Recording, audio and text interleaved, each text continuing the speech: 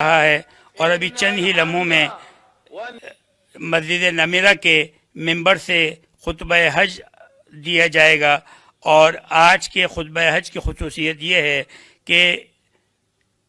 اہل پاکستان کے لیے یہ فخر کی بات ہے کہ ان کے ایک استاد کے شاگرد آج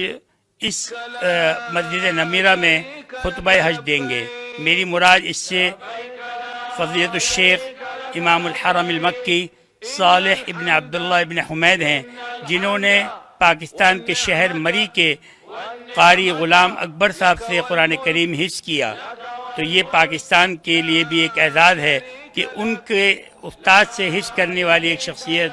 وہ یہ خطبہ ارشاد فرمائے گی۔ شیخ صالح ابن عبداللہ ابن حمید بہت طویل عرصے سے مکہ کے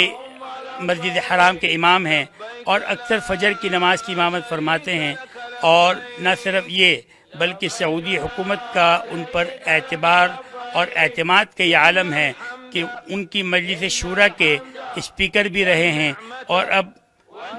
پہلے والے بادشاہ اور اب موجودہ بادشاہ کے خادم الحرمین کے قریبی مشیر رہے ہیں، اور ان کی سوچ، مذہبی سوچ، علمی سوچ، علمی صلاحیت، سیاسی سوچ بہت اعلیٰ پیمانے پر ہے۔ اور اب ہم مسجد نمیرہ کے پہنچ گئے ہیں، اور یہ ہم دیکھ رہے ہیں کہ اس وقت بجائے صالح ابن عبداللہ ابن حمید کے عبدالرحمن ابن عبدالعزیز السدیس یہ خطبہ ارشاد فرما رہے ہیں، وہ اس وقت خطبہ حج ارشاد فرما رہے ہیں۔ اللہ تبارک و تعالیٰ کی حمد و ثنا اور رسول اللہ صلی اللہ علیہ وسلم پر درود سلام بھیجنے کے بعد اپنے آپ کو اور لوگوں کو تقوی کی نصیحت کر رہے ہیں، اور کہہ رہے ہیں کہ وہ آیت پڑھ رہے ہیں کہ اے لوگوں تقوی کا حق ادا کرو، اور تم نہ مرو مگر یہ کہ مسلمان ہو کر، اور اس اللہ سے ڈرو جس نے تم کو ایک ہی جان سے پیدا کیا، تم کو ایک ماں باپ سے پیدا کیا جو کہ آدم اور حوا تھے، اور اس کے بعد ان سے عورتوں اور مردوں کا ایک جو ہے وہ آبادی پھیل گئی، اور ذوی الارحام کا رشتہ داروں کے ساتھ صلہ رحمی کرو، اور اے لوگو اللہ سے ڈرو اور سچی بات اور سیدھی بات کرو جو تمہارے اعمال کو صحیح کر دے اور تمہارے گناہوں کو معاف کر دے، اور جو اللہ اور اس کے رسول کی اطاعت کرے گا وہ کامیابی حاصل کرے گا۔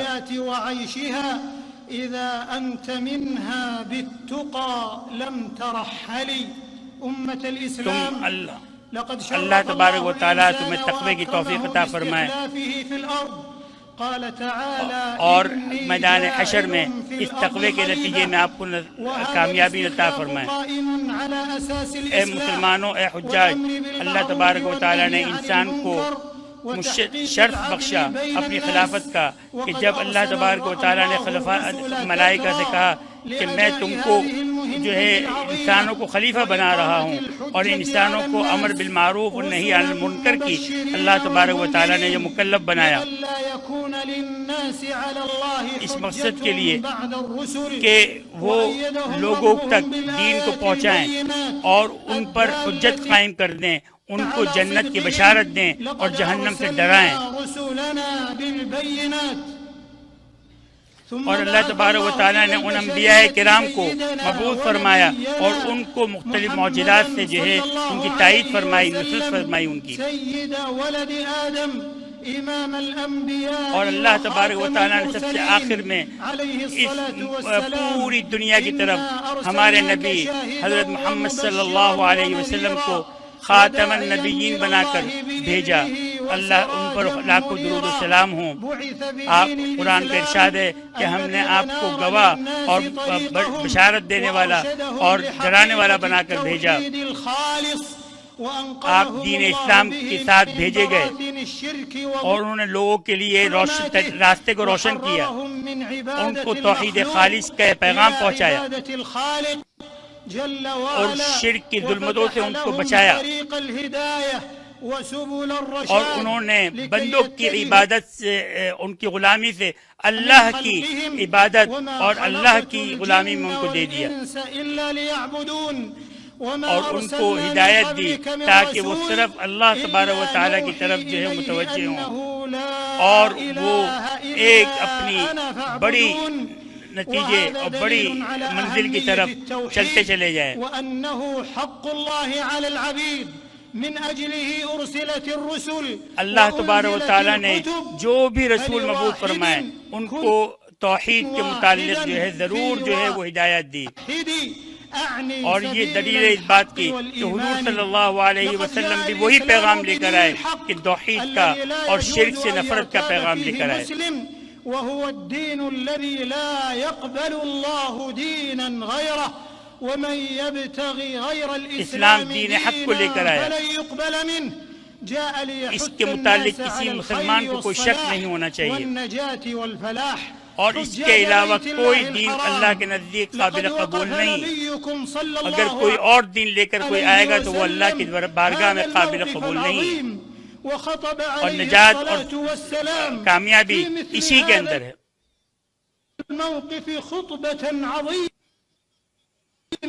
آپ کے نبی کریم صلی اللہ علیہ وسلم بھی اپنے حج کے اندر اس موقع پر اس جگہ پر کھڑے ہوئے تھے، اور آپ نے بھی خطبہ حج ارشاد فرمایا تھا، آج اسی کو مخاطب کیا تھا، اور یہ آیت نازل ہوئی تھی کہ آج میں نے اللہ تبارک تعالیٰ نے فرمایا تھا کہ آج میں نے تمہارے لیے اسلام کو پورا کر دیا اور اپنی نعمت کو مکمل کر دیا، اور تمہارے لیے دین اسلام کو تمہارے لیے پسند کیا۔ في نفوس المسلمين أصول الديانة، وقعد عليه الصلاة والسلام انہوں نے دین کے اصول اور شریعت کے قاعدے اور ضوابط یہ تمام جو ہے اصول کی شکل میں بیان فرمائے۔ جديدة ذات أهداف واضحة ومبادئ سامية حضور صلی اللہ علیہ وسلم نے لوگوں کو اندھیروں سے نکال کر روشنی کی طرف لانے کے لیے تمام اسلام کے بنیادی احکام اور اصول و ضوابط اس موقع پر ارشاد فرمائے اور بیان فرمائے۔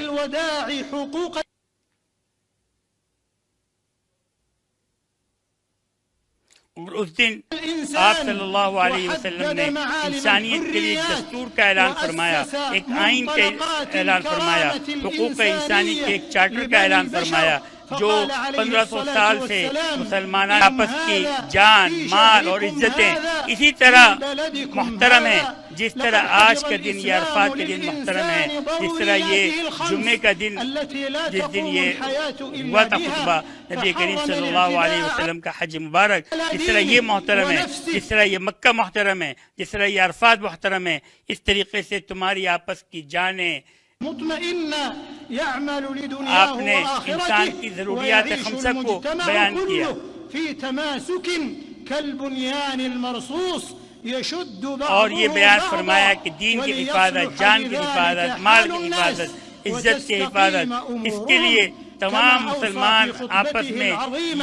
متحد ہو جائیں، اور وہ جس طرح کہ نبی کریم صلی اللہ علیہ وسلم نے حضور صلی اللہ علیہ وسلم نے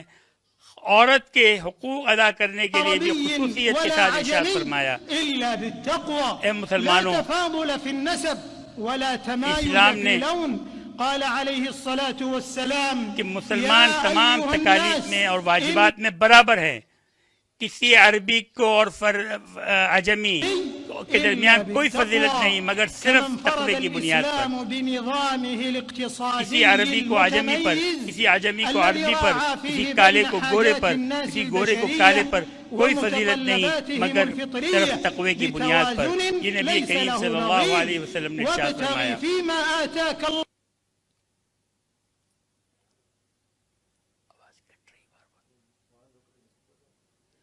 اور اس کے ساتھ ساتھ امام الحرم شیخ عبد الرحمن ابن عبد العزیز السدیس انہوں نے اسلام کے ایک متفقہ اقتصادی نظام بھی پیش کیا، اور اس اقتصادی نظام کے تحت یہ فرمایا کہ تمام سودی جتنے بھی معاہدے ہیں وہ آج سے ختم، اور اسی طریقے سے جہل، دھوکہ دہی اور خیانت ان سب کے ختم کرنے کا حکم دیا، یعنی اس بات کی نصیحت کی کہ مسلمان اپنے آپس کے معاملات رضامندی سے جو ہے وہ حل کرے، اور آپ نے فرمایا جس نے ملاوٹ کی وہ ہم میں سے نہیں. آپ صلی اللہ علیہ وسلم نے ربا کو حرام قرار دیا اور آپس کے مسلمانوں کے ایک دوسرے کے ساتھ جو ہے وہ ہمدردی اور ایک دوسرے کی باہمی امداد و نصرت کو دین کا ایک جز اہم قرار دیا. تلك الحاجات أو معنوية قال تعالى وتعاونوا على البر والتقوى آپ صلی اللہ علیہ وسلم نے ایک فرد کی بنیاد پر ایک مجتمع کی بنیاد پر ان کو یہ حکم دیا کہ دیکھو گناہ کے معاملے میں ایک دوسرے کے ساتھ تعاون مت کرنا بلکہ جو ہے لوگوں سے نیکی کے معاملے میں تعاون کرنا. اور یہ فرمایا کہ مومنات ایک دوسرے کے جو ہے وہ دوست ہیں. وَجَعَلْنَاكُمْ شُعُوبًا وَقَبَائِلَ لِتَعَارَفُوا اور یہ فرمایا کہ دیکھو اے لوگوں ہم نے تم کو ایک مرد اور عورت سے پیدا کیا اور تمہارے مختلف قبائل بنائے لیکن تو پہچان کے لیے تھے لیکن تم میں سب سے برگزیدہ وہی ہے جو سب سے زیادہ تقوی والا ہے. الإسلام على بر الوالدين والإحسان إليهما قال اسی طریقے سے اسلام نے والدین کے ساتھ حسن سلوک کا حکم دیا ہے. اللہ تبارک و تعالیٰ کا ارشاد ہے کہ اللہ تبارک و تعالیٰ تم کو یہ حکم دیتا ہے کہ تم اللہ کی عبادت کرو اور اپنے والدین کے ساتھ رحم دلی کا معاملہ کرو, ان کو اف تک مت کہو. اور اسی طریقے سے یہ بھی فرمایا کہ جب اگر تم کو حکومت دی جائے تو تم لوگوں کے درمیان صلہ رحمی کو مت کاٹو اور لوگوں کے درمیان صلہ رحمی کے ساتھ رہو, قطع رحمی مت کرو. اور اسی طریقے سے حضور صلی اللہ علیہ وسلم نے زمانہ جاہلیت کی تمام رسوم کو ختم کرنے کا حکم فرمایا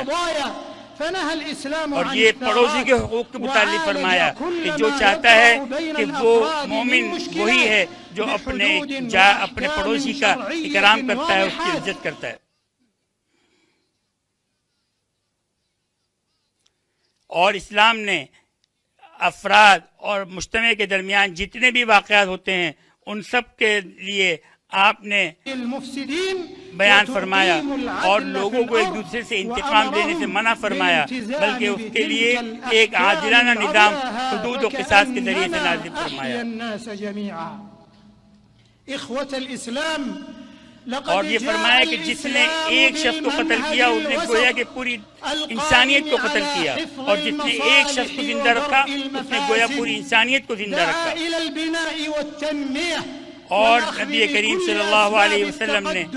اور اسلام نے اسلام کو اس کے لیے کہ وہ لوگوں کے درمیان سے مفاسد کو اور لوگوں کے درمیان جھگڑوں کو ختم کریں اور لوگوں کے درمیان آپس میں محبت اور فساد اور بگاڑ کے ہر راستے کو بند کر دیا اور ان کو کہا کہ اسلام کا سر بلند رہنا چاہیے تمام چیزوں سے اور یہ فرمایا کہ جس نے امت کے امن اور اس کے استقرار کو اس کے استحکام کو کسی قسم کا جو ہے وہ نقصان پہنچانے کی کوشش کی تو اس کے لیے کوئی جگہ نہیں ہے اسلام میں. اسی طریقے سے اسلامی حکمرانوں کو یہ تعلیم دی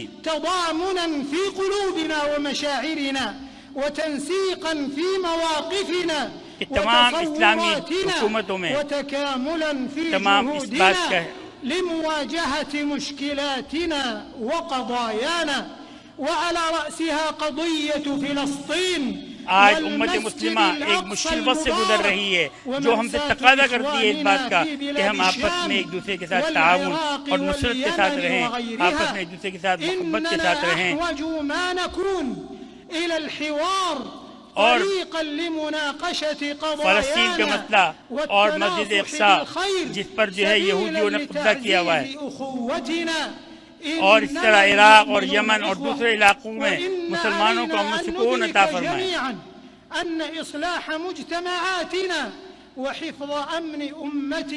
اور ہمیں چاہیے کہ ہم آپس میں خیر کی نصیحت کریں اور اپنی امت کے لیے خیر کے معاملے کریں اور یہ بتائیں کہ مومنین آپس میں بھائی بھائی ہیں. بطاعاتهم وبالالتفاف حولهم، وأن على القادة المسلمين أن يستشعروا عظم الأمانة اور یہ واضح رہے کہ ہمارے معاشرے میں ہمارے افراد، ہمارے مجتمع کی اصلاح اسی کے اندر ہے کہ وہ آپس میں ایک دوسرے کے ساتھ محبت کے ساتھ رہیں، اور مسلمانوں کے حکمرانوں کے لیے یہ ضروری ہے کہ وہ امانت کا کام لیں، امانت سے کام لیں، اور جو چیز بھی اس پر مسلمانوں کو مشکلات درپیش ہیں اس میں وہ اپنا اہم کردار ادا کریں، اور ان کو صحیح چیزوں کی طرف اور مسلمانوں سے ظلم کو رفع کرنے میں اور اتحاد کو پیدا کرنے میں اور عدل قائم کرنے کے لیے شریعت کے مطابق عدل قائم کریں۔ اسلامی سلطنت کی بنیاد عدل پر ہے۔ اللہ تبارک و تعالیٰ تمہیں عدل کا اور احسان کا حکم دیتے ہیں، اے ایمان والو تم عدل کو قائم کرنے والے بن جاؤ، اور اگر کوئی فیصلہ تمہیں باوجود اپنے رشتہ داروں پر فیصلہ کرنا پڑے ان کے خلاف بھی تو اس سے مت گھبراؤ، لیکن حق کے ساتھ دو، حق کے مطابق فیصلہ کرو۔ وسعادتها وفيه خيرها وهدايتها وفلاحها، عدل کے اندر اسلام کی بشریت کا جو ہے وہ ایک ستون ہے، ایک مرکزی ستون ہے، امت مسلمہ کے لیے ستون ہے، اسی عدل کے اندر ہماری فلاح اور کامیابی ہے، اور لوگوں کے نفوذ اسی بات پر مطمئن ہوں گے جب عدل قائم ہوگا۔ اسی طریقے سے نیک کاموں کا حکم دینا اور برے کاموں سے روکنا، اس کے متعلق بھی جو ہے وہ نصیحت فرمائی کہ اے لوگوں تم وہ امت ہو جس کو نکالا گیا ہے تاکہ تم نیک کاموں کا حکم دو اور بری باتوں سے منع کرو۔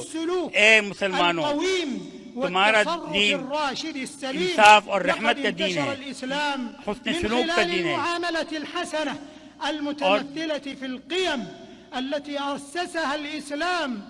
انسان حسن سلوک کی وجہ سے اس طرح سے پھیلا ہے پوری دنیا کے اندر،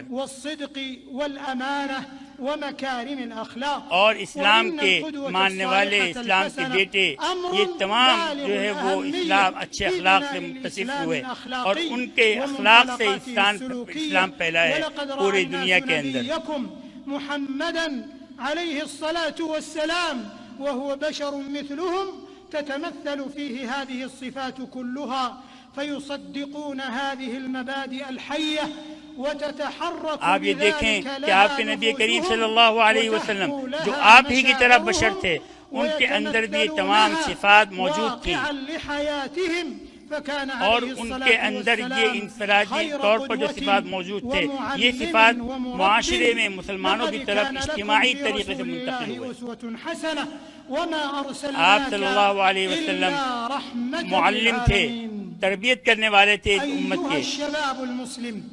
اور قرآن نے یہ واضح طور پر بیان کر دیا کہ نبی کریم صلی اللہ علیہ وسلم ہم نے آپ کو اس دنیا کے لیے، اس پورے عالم کے لیے رحمت بنا کر بھیجا ہے۔ اے مسلمانوں آج کے دور میں فساد کی اور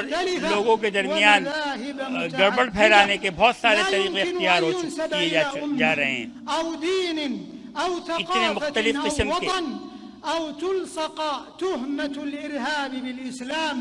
ومن ذلك ما ابتليت به أمة الإسلام من بعض ہم نہیں چاہتے کہ آج کوئی بھی اسلامی ملک، کوئی بھی اسلامی وطن وہ ارہاب اور دہشت گردی کی تعلیم دے، نہ ایک مملکت کی بنیاد پر، نہ اس کے افراد جو ہے وہ اس کام میں ہیں، اور ان کو چاہیے کہ اسلام دہشت گردی کو قطعاً پسند نہیں کرتا، ان کو چاہیے کہ وہ اسلام کا دامن تھامیں اور لوگوں کو کافر بنانے کا، تکفیر کا یہ کام چھوڑ دیں جو بہت سے گروہوں نے شروع کیا ہوا ہے۔ بعض گروہ ایسے ہیں جنہوں نے مسلمانوں کو کافر قرار دیا، ان کے مالوں کو جو ہے وہ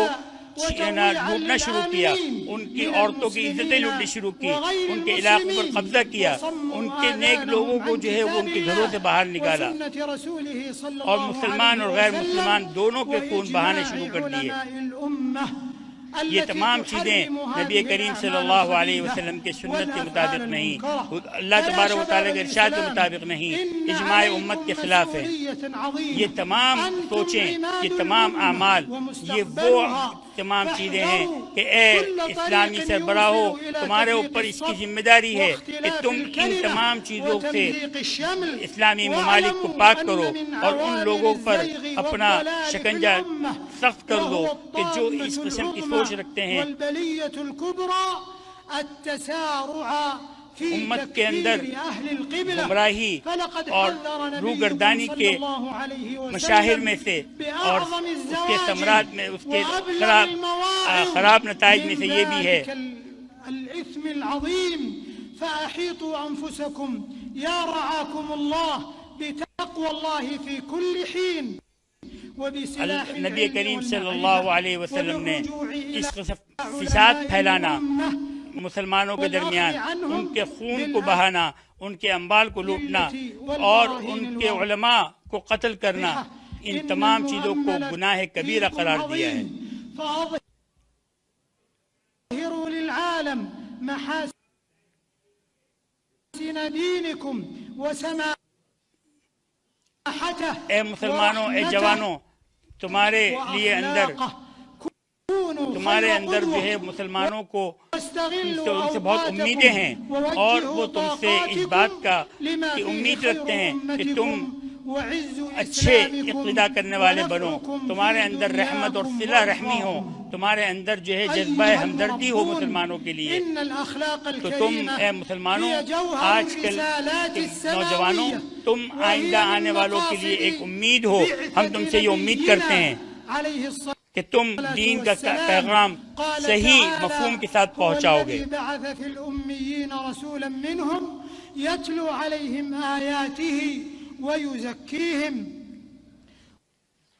حضور صلی اللہ علیہ وسلم کی بعثت ہوئی، اس کا مقصد یہ تھا کہ وہ قرآن کریم کی تلاوت کریں، آپ کی جو ہے وہ تزکیہ کریں، تربیت کریں اور آپ کو حکمت کی باتیں بتائیں، یعنی احادیث بتائیں۔ یہ تمام مقاصد نبی کریم صلی اللہ علیہ وسلم کی بعثت کے تھے۔ نبی کریم صلی اللہ علیہ وسلم نے تمام افراد موجودہ کی تربیت کی اور یہی وہ تربیت النفسی کہ جس کی بنیاد پر اسلام کا منہج، اسلام کا نظام قائم ہے کہ اللہ تبارک و تعالیٰ کا ارشاد ہے کہ وہی کامیاب ہے کہ جس نے اپنے نفسوں کو پاک کیا اور جس نے اپنے نفوس کو ناپاک کیا، وہ جو ہے وہ خسران ہو گئے، ناکام ہوئے۔ على نحو ينذر بخطورة المرحلة وصعوبة التحديات ولهذا كان عليكم آج أيها اسلام الآباء اپنے والمربون لوگوں کے، مسلمانوں کے اخلاق اور ان کے حسن سلوک کے متعلق بہت اہم دور سے گزر رہا ہے۔ اے تربیت کرنے والوں، اے والدین، آپ کے اوپر بہت بڑی ذمہ داری ہے اپنے بچوں کی تربیت کے متعلق۔ ان کو مکارم اخلاق، اچھے اخلاق سے ان کو سنوارو، ان کو فتن کے اور شرور کے اور برے اخلاق سے ان کو بچاؤ، ان کی تربیت اسی انداز میں کرو جس انداز میں نبی اللہ انبیاء کے وارث ہو۔ ولا تشدد فدين الله وسط بين الغالي فيه اور یہ یاد رکھو کہ دین معتدل، اعتدال کا راستہ دکھاتا ہے، تمہارا دین وسط ہے، اس لیے لوگوں کو، اپنے مقتداؤں کو اور اپنے پیچھے چلنے والوں کو اسی وسط سے اور عادلانہ اور معتدل اسلام کی تربیت دو، نہ کہ وہ اسلام سے بالکل ہٹ جائیں اور نہ یہ کہ بہت زیادہ تجاوز اور دہشت گردی پر اتر آئیں۔ أيها الدعاة إلى الله إن الدعوة إلى الله هي وظيفة الرسل والأنبياء۔ جب بھی نبی کریم صلی اللہ علیہ وسلم کو دو چیزوں میں اختیار دیا گیا، ایک آسان اور مشکل، تو آپ نے آسان کو اختیار کیا۔ لہذا اے علماء، آپ نے مسلمانوں کو کے لیے آسانی پیدا کرو، ان کے لیے دین میں غلو اور اس کے اندر زیادہ حد سے تجاوز والی باتیں نہ پیش کرو۔ ارفقوا بالمدعوين ولتكن الحكمة اور اس کے بعد اے دعات، اے والحوار تبلیغ کرنے والوں، اے بالحسنى مسلمان، اے وسيلتكم علماء، بصیرت کے ساتھ، حکمت کے ساتھ اور والعلم مصلحت کے ساتھ جو ہے وہ سلاحكم دین کی دعوت وتبصير دو۔ الناس بالحق علم ونفعهم تمہارا اسلحہ ہے، هدفكم اور وغايتكم اور وتبصير تمہارا الناس بالحق ونفعهم ٹارگٹ هدفكم اسلام علم کے ذریعے سے وغايتكم اپنے احذروا لوگوں کو الحزبيات صحیح نہج پر لانا ہو والتصنيفات والفرقة والانقسامات اور واعتصموا مختلف بحبل الله جميعا گروہ بنانے ولا میں اور تفرقوا مختلف چھوٹے چھوٹے ولا گروہ بنانے سے جو ہے تنازعوا وہ فتفشلوا بچو وتذهب اور ريحكم. اللہ کی رسی کو مضبوطی سے تھام لو اور آپس میں جو ہے تفرقہ اختیار کرو اور آپس میں نہ لڑو، ورنہ تم جو ہے وہ تمہاری تم ناکام ہو جاؤ گے۔ الاتصال اور میں درخواست کرتا ہوں ان لوگوں سے جو میڈیا کے لوگ ہیں، في ان تسخير سے یہ درخواست ہے کہ ان کی بھی ذمہ داری ہے ووسائله ومواقعه في نصرة الدين والدفاع عن الإسلام وبيان محاسنه والتزام اور اے الكلمة میڈیا والو، اللہ کی نصرت والے کام کرو، اللہ کی نصرت والے پیغام پہنچاؤ اور دین حق کی بات پہنچاؤ، امانت کی بات پہنچاؤ الكلمة اور والتزام الحق اور امانت کی بات کرو اور مختلف قسم کے ایسے کام جو دین اسلام پسند نہیں کرتا اس کی تشہیر مت کرو،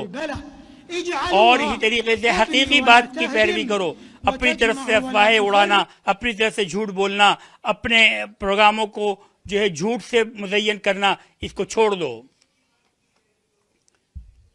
اپنے پروگراموں سے فحاشی اور دوسری چیزوں کو نکال دو۔ حرام إلى يوم القيامة ومن دخله كان آمنا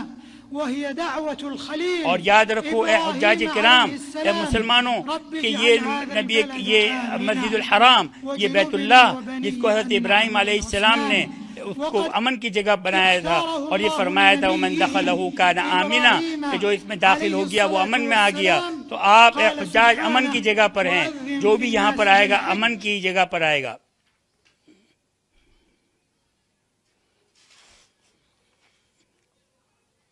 اور حضرت ابراہیم علیہ السلام کا وہ پیغام جس میں حضرت ابراہیم علیہ السلام نے یہ فرمایا تھا کہ انہوں نے جو ہے اعلان کیا لوگوں کے اندر کہ حج کا اعلان کر دو۔ حضور سے فرمایا کہ حج کا اعلان کر دو کہ تمہارے پاس پیدل آئیں اور دور دراز کے راستوں سے سفر کرنے والی اونٹنیوں پر سوار ہو کر آئیں، اور تاکہ وہ ان فوائد کو آنکھوں سے دیکھیں جو ان کے لیے رکھے گئے ہیں، اور متعین دنوں میں ان چوپایوں پر اللہ کا نام لیں جو اللہ نے ان کو عطا کیے ہیں، اور اس میں سے کھائیں، لوگوں کو بھی کھلائیں، ان جانوروں میں سے خود بھی کھائیں اور اور محتاجین کو بھی کھلائیں، اور پھر لوگوں کو چاہیے کہ وہ اپنا میل کچیل دور کریں اور اپنے منتیں پوری کریں اور اس بیت اللہ کا طواف کریں۔ اس بات پر اللہ کا شکر ادا کرو کہ اللہ نے تم کو اس بیت اللہ کی طرف اس حج کی توفیق عطا فرمائی، ورنہ یہ ہمارے بس میں نہیں تھا۔ اللہ تبارک و تعالیٰ نے اس حج کی نعمت عطا کی، اس پر اللہ کا شکر ادا کرو۔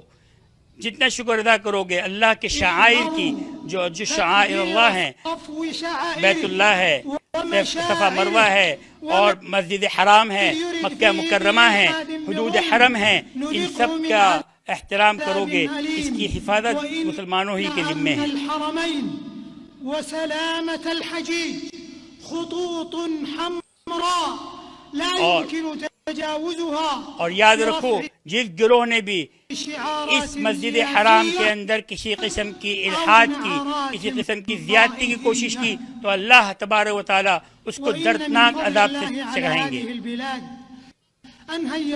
اور یاد رکھو اس حج کے موقع پر اپنے ذاتی شعار اور اپنے ذاتی نعروں کو نہ لگائیں، بلکہ اگر صرف نعرہ ہے تو صرف اسلام کا نعرہ ہے، نعرہ ہے تو صرف لبیک اللہم لبیک کا نعرہ ہے۔ وَيُؤَدُّوا مَنَاسِكَهُمْ بِكُلِّ يُسْرٍ وَسُهُولَةٍ وَاطْمِئْنَانٍ فَجَزَى اس لیے اللَّهُ حجاج خَادِمَ کرام الْحَرَمَيْنِ الشَّرِيفَيْنِ آپ الملك سلمان بن عبد ہم العزيز شکریہ ادا کرتے ہیں الإسلام والمسلمين خادم خير الحرمین الجزاء سلطان ابن وبارك عبدالعزیز في مساعيه کہ انہوں نے جو وجعل کوششیں کی ذلك في مسلمانوں کو ميزان امن دینے کے لیے حسناته اور مشاعر کی اور مسجد حرام کی جو خدمت کی ہے، اللہ تبارک و تعالیٰ ان کو صحت اور عافیت دے، اور ان کو جو ان کے نائبین ہیں اور جو ان کے مددگار ہیں ان سب کو اللہ تبارک و تعالیٰ ہر قسم کے مرض سے نجات عطا فرمائے، ان کو صحت دے، ان کو عافیت دے، تاکہ وہ اسی طریقے سے خدمت کرتے رہیں اور حجاج کے لیے اسی طریقے سے رہا ہمیشہ ہر سال آسائشوں اور آسانیوں کے مسائل آسانی اور کے راستے کھولتے رہیں، تاکہ یہ حجاج آرام سے اپنے احکام کو انجام دیں۔ اور اس کے ساتھ ساتھ میں اس بلد الامین کے، اس مکہ کے اور مشاعر کے جو بھی چیف ہیں ان کا بھی شکریہ ادا کرتا ہوں کہ انہوں نے اس بہترین نظم و ضبط کے ذریعے سے مسلمانوں کو سہولت پہنچائی اور کسی قسم کا خوف اور فتنے سے ان کو بچائے رکھا، اور کوئی فتنہ الحمدللہ نہیں اٹھ سکا۔ اللہ تبارک و تعالیٰ ان سب انتظام کرنے والوں کو جزائے خیر دے اور ان کی کوششوں میں برکت عطا فرمائے، اور ان کی تمام کوششوں کو خیر کی کامیابی کی کوششیں بنا دے۔ هم وإخوانهم العاملون في خدمة الحرمين الشريفين وقاصديهما جو لوگ خدمت الحرمین شریفین کی خدمت میں لگے ہوئے ہیں، چاہے وہ مزدور ہوں، چاہے وہ نچلے درجے کے ہوں، اونچے درجے کے ہوں، یا وہ نگران ہوں، اے اللہ سب کو جزائے خیر عطا فرما۔ اے حجاج، یہ دن بہت ہی عظیم دن ہے، اور یہ عشرہ ذی الحجہ بہت ہی اہم ہے۔ نبی کریم صلی اللہ علیہ وسلم نے فرمایا کہ کوئی دن ایسا نہیں کہ جس دن اللہ تبارک و تعالیٰ سب سے زیادہ لوگوں کو جہنم کی آگ سے آزاد نہ کرتے ہوں۔ اگر وہ دن ہے تو وہ یوم عرفہ کا دن ہے، اور اس دن اللہ تبارک و تعالیٰ ملائکہ سے پوچھتے ہیں، حالانکہ اللہ جانتے ہیں، وہ پوچھتے ہیں کہ یہ کیا مانگ رہے ہیں؟ ملائکہ کہتے ہیں کہ وہ اپنے گناہوں کی توبہ کر رہے ہیں۔ حضور صلی اللہ علیہ اللہ تبارک و تعالیٰ فرماتے ہیں کہ اے ملائکہ گواہ رہو کہ میں نے ان حجاج کو یوم عرفہ کے دن ان کے تمام گناہوں سے پاک کر دیا۔ حضور صلی اللہ علیہ وسلم کا ارشاد ہے، لا إله إلا الله وحده لا شريك له الملك وله الحمد۔ اور آپ نے فرمایا کہ عرفات کے دن دعائیں کرو، اور سب سے بڑی دعا جو میں نے اور تمام انبیاء نے کی وہ لا الہ الا اللہ وحدہ لا شریک لہ، کہ اے اللہ آپ اکیلے ہیں، آپ واحد ہیں، آپ کا کوئی شریک نہیں، آپ ہی کے لیے بادشاہت ہے، آپ ہی کے لیے تمام تعریفیں ہیں، اور اللہ تبارک و تعالیٰ ہر چیز پر قادر ہے۔ اور اسی طریقے سے حضور صلی اللہ علیہ وسلم نے ظہر اور عصر کی نماز عرفات کے میدان میں قصر کے ساتھ ادا کی، اور آپ نے جو ہے وہ جمع کیا، اور یہ فرمایا کہ مجھ سے اپنے مناسک حج سیکھ لو، حج کے احکام سیکھ لو، اس لیے کہ ممکن ہے کہ یہ میرا آخری سال ہو، اور ایام منا میں کہ رات منا میں گزارنا، اور پھر اس کے بعد 10، 11 اور 12 کو کنکریاں مارنا، اسی طرح عرفات سے جانے کے بعد مزدلفہ میں رات گزارنا، یہ تمام احکام حج کے ہیں۔ حضور صلی اللہ علیہ وسلم نے اسی پر عمل کیا، اور 1,24,000 صحابہ کے سامنے کیا، تاکہ وہ ہم تک یہ پیغام پہنچائیں۔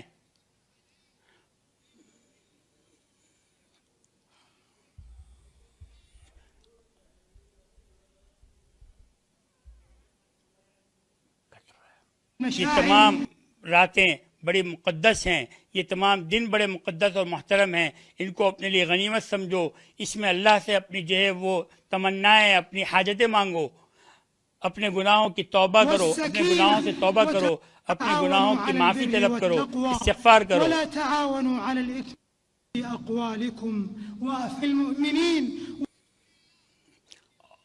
اور یاد رکھو کہ عزت اللہ کے لیے ہے، اس کے رسول کے لیے ہے، مومنین کے لیے ہے، لیکن بہت سے لوگ اس کو نہیں جانتے،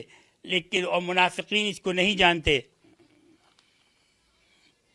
اور یاد رکھو اللہ تبارک و تعالیٰ اور اس کے فرشتے نبی کریم صلی اللہ علیہ وسلم پر رحمت بھیجتے ہیں. تم بھی اے مسلمانوں حضور صلی اللہ علیہ وسلم پر درود بھیجو اور ان پر سلام بھیجو. اے لوگو، اے حجاج جو کہ رحمت کی امید لے کر یہاں آئے ہو، نبی کریم صلی اللہ علیہ وسلم پر درود و سلام بھیجو. اور اسی طریقے سے اللہ تبارک و تعالیٰ خلفاء راشدین ابو بکر، عمر، عثمان اور حضرت علی رضی اللہ عنہ سے، تمام صحابہ کرام سے، تابعین سے اور تبع تابعین سے، سب سے اللہ تبارک و تعالیٰ راضی ہو جائے کہ آج جن کے وسیلے سے یہ دین ہم تک پہنچا ہے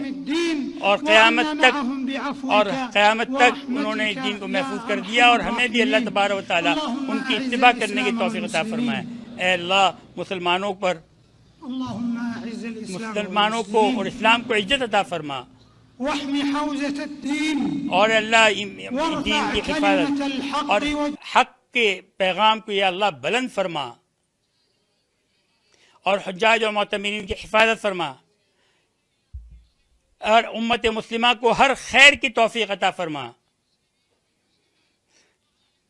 اے اللہ مسلمان عورتوں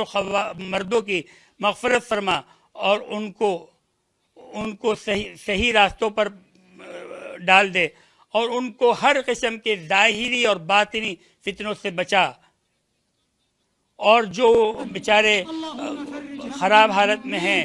جو زخمی دل ہیں، یا اللہ ان کے جو ہے وہ حاجت روائی، ان کا حاجت روا بن جائیے، اور ان کو دشمنوں سے نجات عطا فرما دیجیے، اور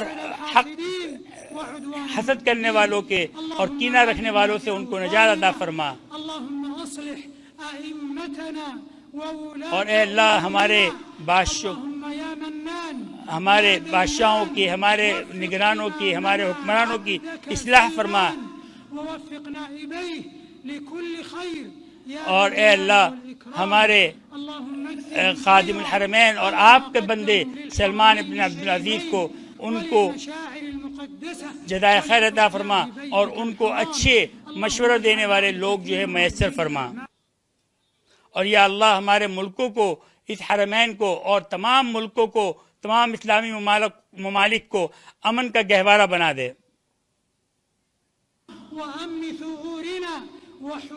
اے ذوالجلال والاکرام، اے جلال والے، اے اکرام والے، ہماری دعاؤں کو قبول فرما.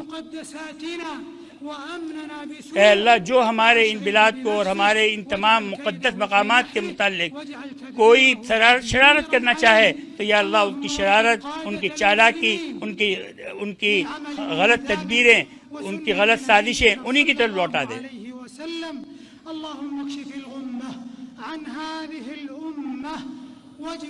آج مسلمان جس حالت میں ہیں یا اللہ اس دلدل سے مسلمانوں کو نکال دے. ان کے لیے تمام مسلمان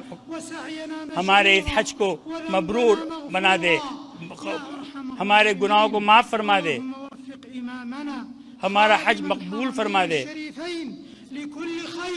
وسدده في أقواله وأعماله وبارك له في عمره وعمله. اور ہمارے بادشاہ کو اپنے اقوال، اپنے افعال میں یا اللہ بالکل سیدھے راستے پر لے جا، اور ان کے اور تمام مسلمان حکمرانوں کے عمل جو ہے یا اللہ آپ کی رضامندی کے مطابق ہوں.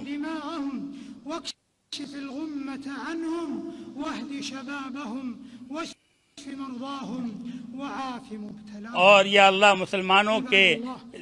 جانوں کی، ان کے اموال کی حفاظت فرما، اور ان کو اس مشکل سے نکال دے. ومفتينا الجليل وكبير علمائنا من وقف على هذا المنبر العظيم طيلة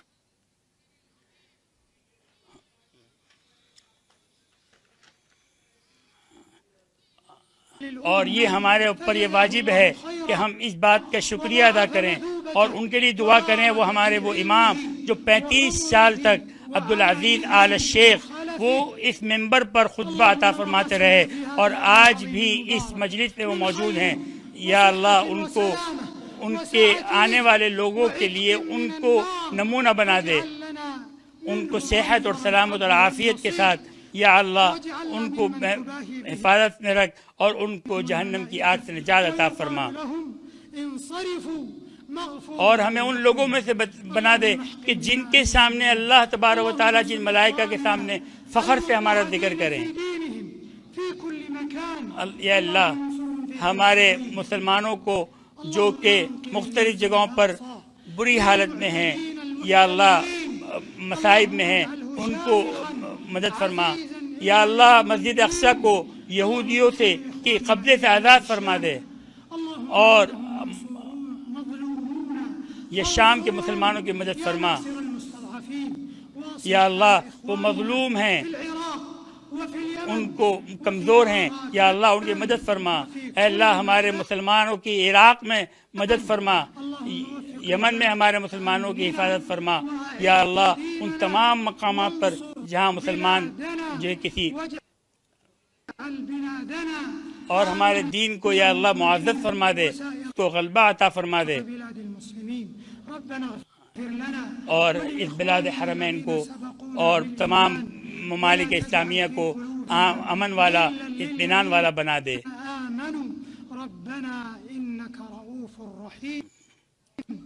اور جو لوگ ہم سے پہلے گزر چکے ہیں ہمارے دل میں ان کے متعلق ذرہ برابر کوئی رنجش نہ ہو، ہمیں دنیا میں بھی اچھا بھلائی عطا فرما اور آخرت میں بھلائی عطا فرما، اور ہمیں جہنم کی آگ سے نجات عطا فرما۔ اے اللہ ہمارے ان تمام دعاؤں کو، ان اعمال کو قبول فرما اور ہمیں معاف فرما، اور ہمارے والدین کی مغفرت فرما، ہماری مغفرت فرما، تمام مسلمانوں کی مغفرت فرما۔